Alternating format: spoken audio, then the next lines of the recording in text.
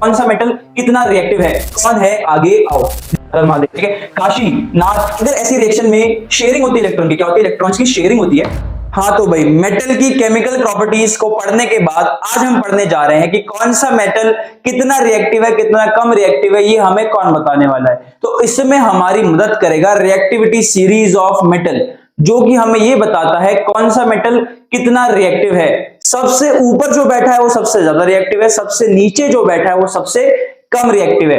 यानी कि जैसे जैसे आप इस सीरीज में ऊपर से नीचे आते हैं तो आपकी रिएक्शन करने की क्षमता यानी रिएक्टिविटी जो है वो घटती जाती है, डिक्रीज होती जाती है। ठीक है, आप पीछे देख सकते हैं मेरे पर। इसको याद करने का तरीका मैं लेके आया हूं, अगर याद करोगे समझोगे तो भूल नहीं पाओगे, बस याद करते हुए साथ में चलना पड़ेगा। तो एक बार देखते हैं, आइए। क्या, पोटेशियम, सोडियम, कैल्शियम, मैग्नीशियम, पर इसे याद कैसे करें यार, याद कैसे करें। रुको रुको, शांति रखो, देखो यहाँ पे ध्यान से देखो। काशीनाथ का माली आलू जरा फीके पकाता है, कौन है आगे आओ। देखो सबसे बढ़िया तरीका है, पुराना तरीका है और बहुत इसे ऐसे याद कराते हैं। क्या, काशीनाथ का माली आलू जरा फीके पकाता है, कौन है आगे आओ। काशी से मेरा मतलब है पोटेशियम, नाथ मतलब सोडियम। ठीक है, आगे चलोगे तो कैल्शियम, माली मतलब मैग्नीशियम, आलू मतलब एल्यूमिनियम, जरा मतलब जिंक, फीके मतलब आपका आयरन, पकाता है, पकाता मतलब आपका लेड, है मतलब आपका हाइड्रोजन, कौन कौन मतलब आपका कॉपर, है दोबारा यानी Hg मरकरी, आगे आगे मतलब Ag सिल्वर, आओ मतलब Au गोल्ड। समझे कि नहीं समझे, एक बार दोबारा ध्यान से देख लो। काशी मतलब आपका पोटेशियम, नाथ मतलब आपका सोडियम, का मतलब कैल्शियम, माली मतलब मैग्नीशियम, आलू मतलब एल्यूमिनियम, जरा मतलब जिंक, फीके मतलब आपका आयरन, पकाता मतलब लेड, है मतलब हाइड्रोजन, कौन मतलब कॉपर, है मतलब दोबारा से Hg आपका मरकरी, आगे मतलब Ag सिल्वर, आओ मतलब Au गोल्ड। तो सबसे गोल्ड तरीका है, बढ़िया तरीका है इस चीज को, इस रिएक्टिविटी सीरीज को याद करने का।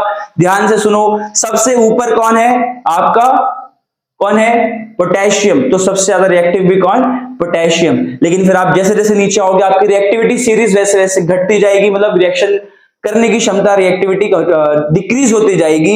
यानी जैसे सबसे नीचे आप पहुंचोगे, सबसे नीचे कौन है आपका गोल्ड है, यानी कि गोल्ड सबसे कम reactive, the least reactive metal होने वाला है कौन, गोल्ड।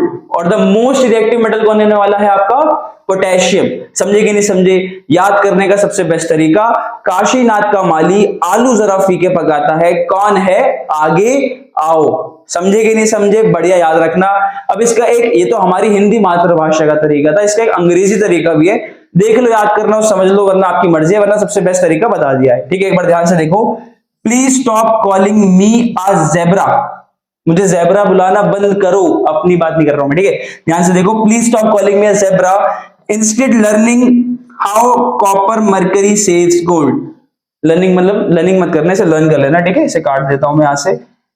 देखो, please stop calling me a zebra, instead learn how copper mercury saves gold. Please से यहाँ पे क्या बता दिया आपको, पोटेशियम, स्टॉप मतलब सोडियम, कॉलिंग से आपका कैल्शियम हो जाएगा, मी में एम से आपका मैग्नीशियम, ए से एल्यूमिनियम, ज़ेब्रा से जिंक समझ जाओ, इंस्टेड से आयरन, लर्न से लेड, हाउ से आपका हाइड्रोजन समझो, कॉपर मरकरी वहां पे है ही, सेव मतलब आपका सिल्वर, गोल्ड गोल्ड आपका है ही। समझे कि नहीं समझे, एक बार बोल के दिखाता हूं। Please stop calling me a zebra, instead learn how copper mercury saves gold.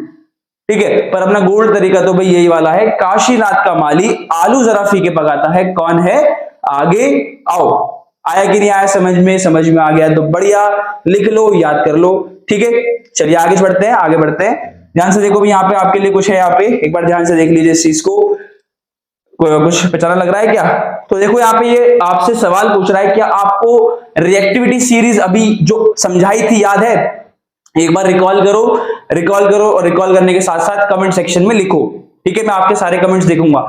चलिए आगे बढ़ते हैं, थोड़ा सा और आगे चलते हैं भाई। ध्यान से देखिए, दोबारा से आपका एक क्विक रिवीजन है यहाँ पे, एक बार देख लो भाई। क्या, काशी, हर हर महादेव। ठीक है, काशी नाथ का माली आलू जरा, जरा आप शॉपिंग करते हो यहाँ पे, मैं तो कभी नहीं गया हूं भाई। ठीक है, जरा, अब ये क्या है भाई, आलू जरा फीके, फीके भाई, ये देखो फीके का एक्सप्रेशन है। ठीक है, फीके पकाता है, कुकिंग चल रही है, कौन है, कहां से आए हैं ये लोग, नहीं नहीं, कौन है आगे आओ। ठीक है, तो ये आपका क्योंकि रिवीजन था, काशीनाथ का माली आलू जरा फीके पकाता है, कौन है आगे आओ।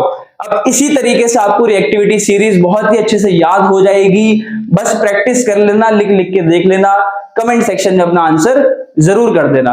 ठीक है, आगे बढ़ते हैं। देखो आगे चलने से पहले मैं आपको बता दूं आगे क्या पढ़ने वाले हैं। अभी आपने मेटल की सारी रिएक्शन पढ़ी, एयर के साथ, वाटर के साथ, ठीक है, डाइल्यूट एसिड के साथ, फिर उसके बाद एक मेटल की दूसरे मेटल के सॉल्ट के साथ। ठीक है, अब आप जो पढ़ने वाले हो वो आप पढ़ने वाले हो कि मेटल जब नॉन मेटल के साथ रिएक्शन करता है तो क्या बनता है, क्या क्या चीजें होती हैं, कैसी उस नई चीज की प्रॉपर्टीज होती है, वो सब। ठीक है, आज की वीडियो में यही सब कवर करने वाले हैं आगे।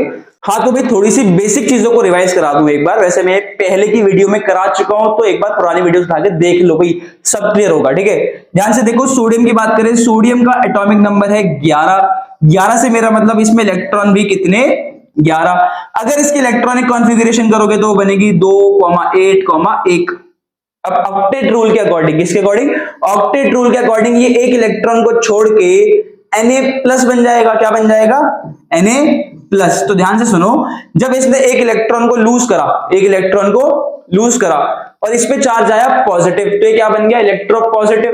क्या बन गया, इलेक्ट्रोपॉजिटिव। वैसे बेसिकली इसे आप क्या बोलते हो, इसे आप आयन बोलते हो। क्या बोलते हो भाई, आयन। अच्छा ये पॉजिटिव आयन है, कौन सा, पॉजिटिव आयन। और पॉजिटिव आयन का नाम क्या होता है, कैटायन होता है। भाई याद आया कि नहीं आया, नहीं आया तो याद रखो, पॉजिटिव आयन का नाम क्या होता है, कैटायन।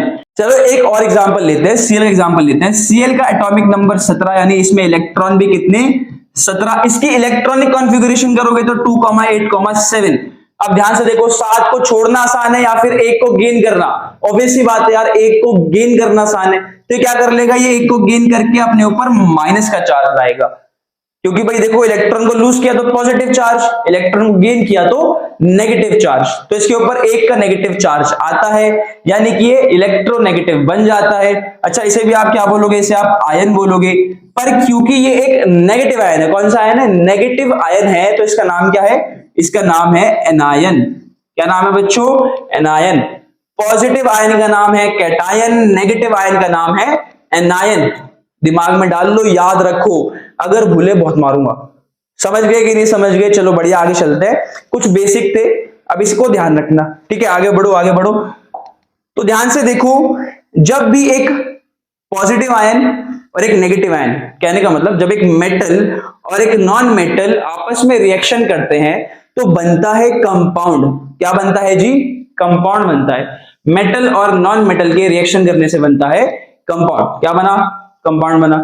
अच्छा अब ध्यान से सुनो, अगर ऐसी रिएक्शन में इलेक्ट्रॉन्स का ट्रांसफर होता है, क्या होता है, इलेक्ट्रॉन्स का ट्रांसफर होता है, तो ऐसी जो कंपाउंड बना उसको बोलते हैं इलेक्ट्रोवेलेंट कंपाउंड या फिर आयनिक कंपाउंड। समझे कि नहीं समझे, ऐसी रिएक्शन में अगर इलेक्ट्रॉन्स का ट्रांसफर हो रहा है तो जो कंपाउंड बन रहा है उसका नाम होता है इलेक्ट्रोवेलेंट कंपाउंड या फिर आयनिक कंपाउंड। समझे कि नहीं समझे, बढ़िया। अगर ऐसी रिएक्शन में शेयरिंग होती है इलेक्ट्रॉन की, क्या होती है, इलेक्ट्रॉन्स की शेयरिंग होती है, तो जो कंपाउंड बनता है उसको बोलते हैं कोवेलेंट कंपाउंड। क्या बोलते हैं, कोवेलेंट कंपाउंड। समझे कि नहीं समझे, एक बार लिख के दिखाता हूं दोबारा ध्यान से, चलो आ जाओ भाई आ जाओ। देखो अगर रिएक्शन में, इसमें अगर रिएक्शन में क्या हुआ, अगर रिएक्शन में इलेक्ट्रॉन्स की ट्रांसफर हुई, क्या हुई, इलेक्ट्रॉन्स का ट्रांसफर हुआ, तो ऐसे में जो कंपाउंड बनेगा उसको क्या बोलोगे आप, आयनिक कंपाउंड। क्या बोलोगे, आयनिक कंपाउंड, जो कि इसी चैप्टर में पढ़ना है। ठीक है, अगर इस रिएक्शन में इलेक्ट्रॉन्स की शेयरिंग हो जाए, यार क्या हो जाए जी, इलेक्ट्रॉन्स की शेयरिंग हो जाए, तो जो बनता है उसे बोलते हैं कोवेलेंट कंपाउंड। क्या बोलते हैं, कोवेलेंट कंपाउंड, जो कि आप चैप्टर नंबर 4 में पढ़ लोगे। इलेक्ट्रॉन की शेयरिंग से बनता है कोवेलेंट कंपाउंड, इलेक्ट्रॉन के ट्रांसफर से बनता है आयनिक कंपाउंड। आयनिक कंपाउंड को और क्या बोलते हैं, बताया मैंने आपको, आयनिक कंपाउंड को और इलेक्ट्रोवेलेंट कंपाउंड भी बोलते हैं। क्या बोलते हैं जी, इलेक्ट्रोवेलेंट कंपाउंड भी कहा जाता है किसको, आयनिक कंपाउंड को। ठीक है, कोवेलेंट से इतना मतलब अभी इस चैप्टर में नहीं है, नेक्स्ट चैप्टर, चैप्टर नंबर 4 में आप पढ़ लोगे अच्छे से। क्या इतना समझ में आया, क्या इधर समझ में आया कि ट्रांसफर ऑफ इलेक्ट्रॉन से बनता है एक आयनिक कंपाउंड, और आयनिक कंपाउंड को इलेक्ट्रोवेलेंट कंपाउंड भी कहते हैं। अच्छा, समझते हैं ट्रांसफर ऑफ इलेक्ट्रॉन कैसे हुआ। ठीक है, एक बार ध्यान से देखो अभी हमने Na और Cl की बात कर लेते हैं। चलो NaCl, भाई Na की इलेक्ट्रॉनिक कॉन्फ़िगरेशन क्या 11 है, इसका कितना है 17 है, कितनी है 2,8,1 2,8,7। अब ध्यान से देखो यार, ये इस एक को छोड़ेगा, ये इस एक को छोड़ेगा, और ये इस एक को गेन करेगा, मतलब जो ये एक छोड़ा यही वो एक को गेन कर लेगा। ऐसा हो सकता है ना? हाँ भाई ऐसा हो सकता है ना। क्या इसने एक छोड़ा ऑक्टेट रूल के अकॉर्डिंग, इसने ऑक्टेट रूल के अकॉर्डिंग एक को गेन कर लिया, तो गेन कहां से किया भाई? इसने जो छोड़ा उसने वो गेन कर लिया। तो अब यहाँ पे इलेक्ट्रॉन का ट्रांसफर हो गया, इसके पास से इलेक्ट्रॉन कहां चला गया? Cl के पास चला गया, तभी तो इस पे चार्ज आया Na प्लस का, इस पे चार्ज आया Cl माइनस का। जब ये इलेक्ट्रॉन्स का ट्रांसफर हुआ, तो जो बॉन्ड बना, यानी क्या बना? NaCl। ये जो बॉन्ड बना, ये जो कंपाउंड बना, ऐसे कंपाउंड को बोलते हैं आयनिक कंपाउंड। क्या बोलते हैं जी? Ionic compound. बहुत बढ़िया। ट्रांसफर ऑफ इलेक्ट्रॉन्स की वजह से जो कंपाउंड बनता है उसको कहा जाता है आयनिक कंपाउंड। अच्छा, आपके सिलेबस में एक इलेक्ट्रॉन डॉट स्ट्रक्चर भी है इस कंपाउंड को समझने के लिए, तो आइए समझते हैं, ध्यान से देखिएगा। जैसे कि हमें पता है कि भाई Na के कितना है 11 है, Cl का कितना है 17 है, 2,8,1 2,8,7। तो ध्यान से देखो भाई, यहाँ पे अगर आप देखोगे तो Na के आउटर मोस्ट शेल में कितना है? भी सिर्फ एक है। ठीक है, Cl की बात कर लेते हैं। Cl के आउटर मोस्ट शेल में कितने हैं? 7, 1 2 3 4 5 6। भाई ऐसे ही करके बनाते हैं, इसको बोलते हैं लुईस डॉट स्ट्रक्चर। क्या? लुईस डॉट स्ट्रक्चर या फिर इलेक्ट्रॉन डॉट स्ट्रक्चर, जहां पे आप डॉट की मदद से इलेक्ट्रॉन को डोनेट कर रहे हो, सॉरी इलेक्ट्रॉन को शो कर रहे हो। क्या? डॉट की मदद से यहां पे आप इलेक्ट्रॉन्स को शो कर रहे हो। क्या कर रहे हो? इलेक्ट्रॉन को शो कर रहे हो, इसलिए इसका नाम है इलेक्ट्रॉन डॉट स्ट्रक्चर। समझ में आया कि नहीं आया? Very good. ठीक है, अब ध्यान से देखो कैसे करेंगे। अब हुआ क्या यहाँ पे, इसका एक, अभी यहाँ पे देखो भाई 2 2 4 2 6, एक कम है, ये रहा एक यहाँ पे। समझे कि नहीं समझे? समझे कि नहीं समझे? गुड। ठीक है, अब ध्यान से देखो होगा क्या, इसके पास एक एक्स्ट्रा है यार, और इसके पास एक की कमी है, तो होगा क्या, ये इस वाले एक को छोड़ देगा, यानी ट्रांसफर कर देगा। क्या कर देगा? इस वाले एक को यहाँ पे ट्रांसफर कर देगा, और यहाँ पे क्या बन जाएगा? ये Na प्लस बन जाएगा। समझे कि नहीं समझे? गुड। ठीक है, इसको कुछ इस तरीके से रख देंगे फिर हम। ठीक है, अब बात करते हैं चलो Cl की। अब Cl ने इसे एक इलेक्ट्रॉन को गेन कर लिया ना, Cl ने इस इलेक्ट्रॉन को गेन कर लिया, तो चलो Cl को दिखाते हैं। 1 2 3 4 5 6 7। अब ये एक इलेक्ट्रॉन पहुंच चुका है, तो इसलिए 8। ठीक है, और चार्ज आया इसके ऊपर माइनस का। तो ये जो आपके सामने आपको कंपाउंड दिख रहा है, इसको बोलते हैं हम आयनिक कंपाउंड। क्या बोलते हैं जी? आयनिक कंपाउंड या फिर इलेक्ट्रोवेलेंट कंपाउंड, जो कि एक मेटल और एक नॉन मेटल के रिएक्शन से बना है। आई होप आपको ये समझ में आ गया होगा। चलो एक बार स्लाइड से भी देख लेते हैं इससे अच्छे से। ठीक है, ध्यान से देखिएगा। ये देखो, ये रहा, ये इसके पास एक इलेक्ट्रॉन एक्स्ट्रा है, इसके पास एक की कमी है, तो इसने ट्रांसफर कर दिया। ट्रांसफर करा तो इस पे प्लस का चार्ज आया, इस पे आया माइनस का चार्ज, और इस पे ऑक्टेट के अकॉर्डिंग कंप्लीट हो गया। तो आपके सामने जो बॉन्ड बना उसको बोला ionic bond. Transfer of electron से जो बॉन्ड बना उसको बोला आयनिक बॉन्ड, और जो कंपाउंड बना उसको बोल दिया आयनिक कंपाउंड। समझे कि नहीं समझे? आई होप आपको ये समझ में आ गया हो, बहुत अच्छे से समझ में आ गया होगा। बहुत बढ़िया। चलिए आगे बढ़ते हैं, कुछ आयनिक कंपाउंड्स की प्रॉपर्टीज को समझते हैं कि कैसी इनकी प्रॉपर्टीज होती है, कैसा इनका बिहेवियर होता है। ठीक है, चलिए देखते हैं, आगे बढ़ते हैं। ये सब आपने पढ़ लिया है भाई, ये भी देख लिया हमने, ये सब हमने देख लिया, जो अभी बात करी वही सब सेम लिखा हुआ है यहाँ पे, कोई चिंता मत करना, कोई दिक्कत नहीं है। चलो कुछ इनकी प्रॉपर्टीज को देख लेते हैं थोड़ा सा आगे। यहां देखिए एक बार ध्यान से, आयनिक कंपाउंड्स आर सॉलिड। भाई इनकी जो स्टेट होती है ना, इनका जो नेचर होता है वो कैसा होता है? सॉलिड होता है। ये सॉलिड की फॉर्म में एग्जिस्ट करते हैं। जैसे आपका NaCl, आपका नमक खाते हैं कि नहीं खाते? भाई ज्यादा मत खाइएगा, ठीक है। तो नमक की बात करें तो आपने देखा होगा भाई सॉलिड फॉर्म में होता है, सॉलिड के क्रिस्टल्स होते हैं, ठीक है। तो ionic compounds are generally solid. Ionic bond has a greater force of attraction because of which ion attract each other strongly. This makes ionic compounds solid.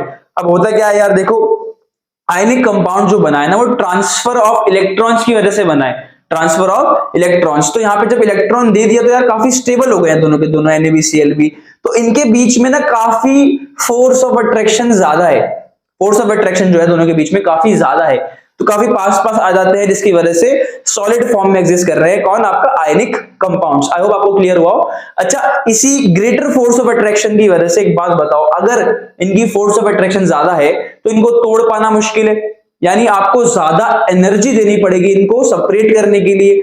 ज्यादा एनर्जी देने का मतलब है कि इनका मेल्टिंग पॉइंट और इनका बॉइलिंग पॉइंट क्या होगा, हाई होगा। क्या होगा, हाई होगा। समझे कि नहीं समझे भाई, क्लियर होगा कि नहीं होगा, पढ़ लो भाई। ठीक है, देखो ionic compounds have high melting and boiling points because force of attraction between ions of ionic compounds is very strong।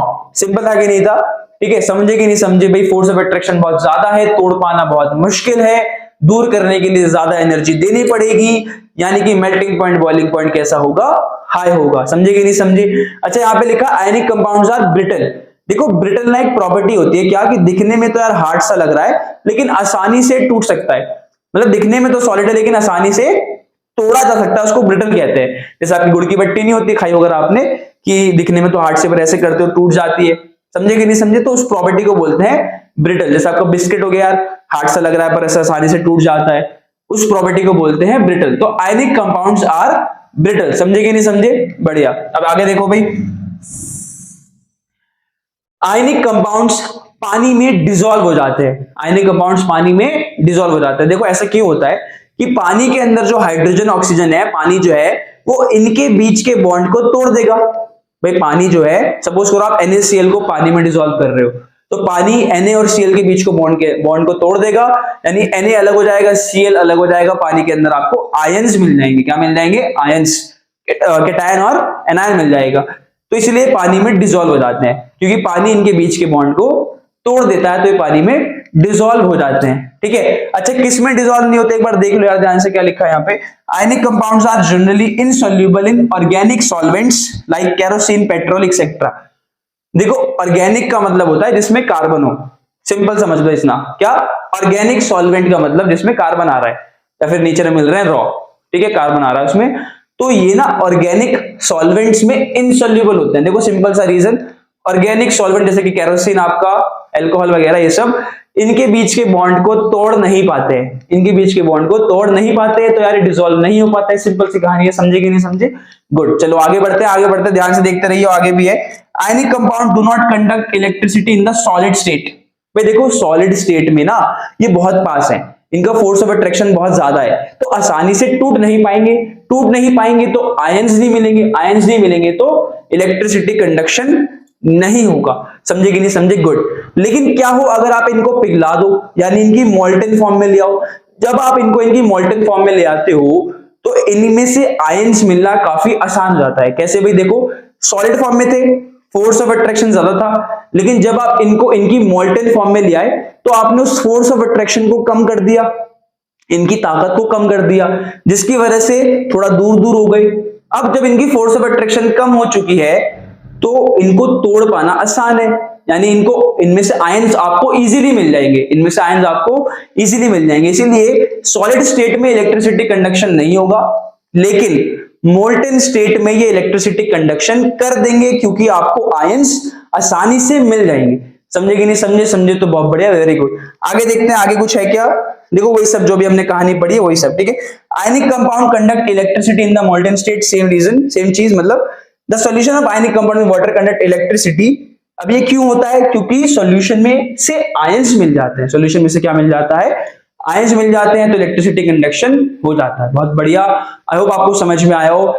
एक बार रिवाइज कर लो, क्या आयनिक कंपाउंड बनता है ट्रांसफर ऑफ इलेक्ट्रॉन्स की वजह से, बहुत बढ़िया, शेयरिंग ऑफ इलेक्ट्रॉन की वजह से बनता है कोवेलेंट कंपाउंड, लेकिन हमें आयनिक कंपाउंड समझना है, तो ट्रांसफर ऑफ इलेक्ट्रॉन की वजह से बना आयनिक कंपाउंड, ठीक है। पॉजिटिव आयन को बोलते हैं कैटायन, नेगेटिव आयन को बोलते हैं एनायन। समझे कि नहीं समझे? बहुत बढ़िया। जहां पे आप इलेक्ट्रॉन को शो करते हो डॉट की मदद से, ऐसे स्ट्रक्चर को बोलते हैं इलेक्ट्रॉन डॉट स्ट्रक्चर। बहुत बढ़िया। फिर कुछ प्रॉपर्टीज थी। पहली प्रॉपर्टी क्या थी कि भाई आयनिक कंपाउंड जो है वो सॉलिड होते हैं, क्यों होते हैं पता है। दूसरा ब्रिटल होते हैं, क्यों होते हैं पता है। मेल्टिंग पॉइंट बॉइलिंग पॉइंट ज्यादा होता है, क्यों होता है वो भी पता लग गया आपको। इलेक्ट्रिसिटी कंडक्ट करते हैं सॉलिड स्टेट में, नहीं करते, ठीक है। मोल्टन स्टेट में करते हैं, हाँ जी हाँ करते हैं, ये भी पता लग गया आपको क्यों। समझे कि नहीं समझे? आई होप आपको ये समझ में आया होगा। चलिए आगे बढ़ते हैं, आगे बढ़ते हैं। देखो भाई ध्यान से, बस बस बस, अब तो देखो अमिताभ बच्चन जी ने भी कह दिया कि भाई बस कीजिए, बहुत हो गया। आप मुझे पता है ये कह रहे होंगे वीडियो काफी लंबी हो जाएगी, तो इस टॉपिक को यहीं पे करते हैं एंड। चैप्टर देखो खत्म होने की कगार पे है, बस एक लास्ट टॉपिक बचा है, तो नेक्स्ट वीडियो में चैप्टर को करेंगे खत्म। आई होप आपको सब कुछ समझ में आया होगा, सारे डाउट क्लियर हुए होंगे, सारे फंडे दिमाग में बैठ गए होंगे। बस प्रैक्टिस करते हुए चलो, कुछ भी मुश्किल नहीं लगेगा क्योंकि सब आसान है। ठीक है, मिलते हैं नेक्स्ट वीडियो में। आप देख रहे हैं आपका अपना the launch pad coaching classes.